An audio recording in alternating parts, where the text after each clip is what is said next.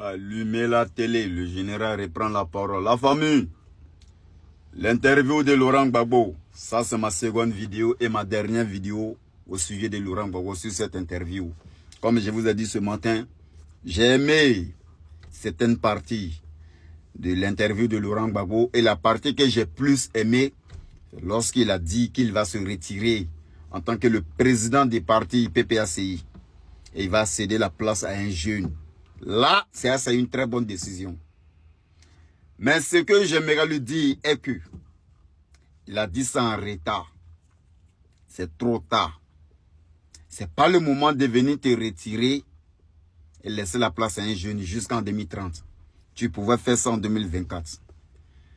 Chez nous, les Djoula, il y a un proverbe qui dit on est kuma ka faute madjen, na fata folle la belle. Ce qui veut dire en français, si la parole rate le moment exact où il devait être prononcé, ça n'a plus d'importance. Vous comprenez ce que ça veut dire? Ce qui veut dire, si Laurent Gbagbo, dès 2024, le jour où il a eu l'interview avec le même journaliste là, où il a dit que lui, il a donné 2 milliards de francs CFA à Jacques Chirac, si ce jour Gbagbo disait, je me retire, je sais que je ne serai pas retenu, donc je me retire et je laisse la place à un jeune. Parce que Gbagbo savait qu'il n'allait pas être retenu. Je vous ai dit encore, je vais rentrer dans profondeur pour vous expliquer certaines choses. Lorsque je dis que les Blancs ne nous aiment pas, ils veulent toujours semer la terreur chez nous en Afrique. Je vous explique pourquoi. Le jour où ils ont libéré Gbagbo là, ils n'ont pas dit qu'il est libre totalement. Le jour où la CPI l'a libéré. Ils n'ont pas dit qu'il est libre totalement. Donc automatiquement, Gbagbo devrait savoir qu'il ne pouvait plus être candidat. Mais si le jour où ils l'ont libéré, on dit non, vraiment, rien n'est retenu contre lui. Il est libre, il est nettoyé, il est clair, il est propre. Il pouvait venir mettre sa candidature. Lui-même, il a dit que lui, il a envoyé un message à l'ONU que son nom devrait être sur la liste. L'ONU lui a dit quoi? Depuis ce jour, il devrait savoir que l'ONU même là, c'est des gens, ils ne veulent pas la paix en Afrique parce qu'ils savent, ils ne vont pas donner résultat fiable. Donc s'ils ne donnent pas résultat fiable, lui, la Côte d'Ivoire ne va pas l'accepter. Et si on ne l'accepte pas, lui aussi, ses partisans vont réclamer son nom sur la liste. Et ça va toujours mélanger. Les gens de ces pays-là, les Blancs, ils voient ça. Ils savent plus que nous. Ils sont plus informés que nous. Mais pourquoi ils n'ont pas accéléré les choses pour que tu sois neutre pour être sur la liste? Dès là, Gbagbo devrait comprendre que là, il y a un coup. Et ça, c'est les Blancs qui font ça. Et ils devraient céder la place à un jeune. Tidjane aussi devrait faire pareil, céder la place à un jeune dès le jour où ils ont dit qu'il n'est pas ivoirien. Il devrait rejeter sa nationalité française d'abord. Lui devrait attendre au moins 1 an avant de venir être le président de PDCI. Mais comme il n'avait plus le temps, il devrait céder sa place pour donner à un jeune. Soyez un peu intelligent. Quand tu dis ça, les gens disent non, toi tu te crois intelligent. Toi, non, je ne suis pas intelligent. Mais je prends l'exemple parfois sur certaines personnes.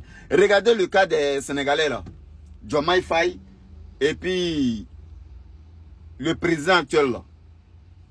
Le jour ils ont mélangé, Macky Sall a failli mélanger, il a mélangé le nom de Diomaye Faye. Ils ont vu dans le coup de Macky Sall. Si Diomaye Faye faisait l'égoïste, il disait bon, moi je ferai tout pour être candidat, je ne vais pas laisser l'autre là me remplacer, ils allaient tous deux, ils allaient perdre. Et Macky Sall allait être le premier président sénégalais qui allait faire 3 mandats. Mais le Diomaye Faye, il a été intelligent. Il s'est retiré et il a laissé son frère. Son frère a pris le pouvoir aujourd'hui. 10 ans plus tard, lui, Diomaye Faye, il peut être candidat et puis il peut gagner. Et c'est ce que Gbagbo devrait faire. Dès que ton nom est sali, net, tu te retires, tu mets quelqu'un à ta place. C'était illégal si on refusait le PDC et PPACI comme candidat. Ça allait être illégal. Et là, PPACI pouvait être candidat. Et toi, tu pouvais maintenant sortir pour dire à tes partisans, votez telle personne. Et Tidjane aussi pouvait faire pareil, prendre l'exemple sur les enfants, des enfants de rien du Sénégal. Mais vous n'avez pas compris ça. C'est des enfants qui vous montrent l'exemple aujourd'hui. Et hop, c'est vous, les anciens, là, qui devraient montrer ces exemples à ces enfants du Sénégal. Mais c'est eux qui vous ont montré l'exemple et vous n'avez pas compris ça. Parfois, on dit les politiciens, ils sont intelligents, mais ils ne voient pas en bas au fait. Nous, les erreurs qu'on voit en bas là, eux, ils sont en haut, ils ne voient pas. C'est comme façon Johnny Pachoua Maramaye RHDP. Moi, depuis le jour où Johnny Pachoua a commencé à soutenir RHDP, moi, j'ai dit c'est faux. J'ai dit ici, j'ai dit c'est faux. Mais à ce moment, je ne vais pas commencer les vidéos d'abord. Mais j'ai dit à tous mes amis qui étaient dit non, c'est Doyi. Johnny Pacheco, comment il a masqué, visait des RHDP. Comment il a fait pour les espionner? C'était trop facile pour moi. Quelqu'un qui est parti à Paris, il allait faire son passeport. Ils ont refusé de lui donner le passeport parce qu'il s'alliait le nom du président. Il s'est retiré du combat 2 mois après. 6 mois après, il est sorti. Il a commencé à défendre RHDP. Et ils ont commencé à sourire. Ils l'ont accepté, ils l'ont pardonné. Il est venu refaire son passeport et il les a trahis. Mais si eux, ils savaient pourquoi il est venu vers eux, s'il partait à la source, c'est bizarre, ce petit, il nous insultait. Mais comment il a fait pour revenir vers nous? Ils allaient comprendre que c'était juste pour renouveler son passeport. Parce qu'il voulait se marier au plus vite possible. Pour se marier avec une Européenne ici, au moins s'il te faut passeport de ton pays. Et Johnny Pacheco n'avait aucun moyen de renouveler son passeport sans l'autorisation du gouvernement. C'est comme ça qu'il a fait. Mais c'était trop facile. Parfois, quand nous sommes principalement parce qu'on n'a pas été très loin à l'école, vous allez penser que nous, on est illettrés. On voit aussi des erreurs. Ce que j'ai dit, l'exemple de Gbagbo et puis les Jamaïcains là, est-ce que j'ai menti? Soyons, parfois réfléchissez aussi. C'est pas parce que nous on est en bas qu'on voit rien. C'est qu'on vous dit là. C'est parce qu'on a vu, on voit.